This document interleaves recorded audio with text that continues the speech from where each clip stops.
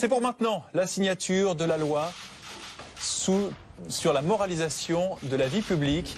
C'est une signature en direct d'un texte de loi. Et ça, Christophe Barbier, eh ben, ça n'arrive jamais chez nous. Ben voilà, c'est du jamais vu. On a une petite innovation macronienne, une lecture des institutions de la Ve République particulière. Alors, le président promulgue toujours les lois. Il y est même obligé. Il y a de très rares cas où il peut s'y opposer et demander au Parlement de revoir sa copie. Il a un délai pour faire cette promulgation. Et on se souvient. De deux textes importants. La loi pour la confiance dans la vie politique et la loi organique pour la confiance dans la vie politique, que je viens de signer, qui sont donc aujourd'hui promulguées.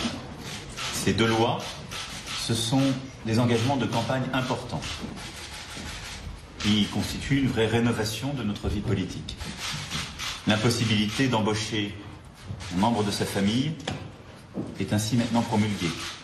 L'impossibilité d'être élu quand on a un casier judiciaire B2 est promulguée, contrairement à ce que beaucoup de gens ont dit ou peuvent encore croire.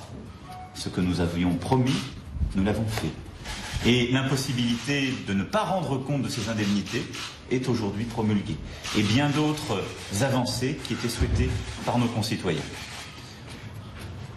Je veux remercier pour ce travail d'abord François Bayrou, qui, durant la campagne à mes côtés, puis comme garde des Sceaux, a beaucoup défendu ses idées. Et je veux tout particulièrement remercier Madame Belloubet, la garde des Sceaux, qui a porté ce texte, l'a travaillé, l'a défendu devant le Parlement, et le Premier ministre qui a coordonné ces travaux. C'est une avancée importante, tout n'est pourtant et pour autant pas fait. Il y aura encore beaucoup à faire, des pratiques à changer, un texte seul ne suffit pas. Mais je veux ici dire qu'aujourd'hui, les promesses et engagements de campagne sur ce sujet ont été tenus. Maintenant, ministres vont détailler le contenu de cette loi organique et de cette loi et répondre à vos questions. Je vous remercie.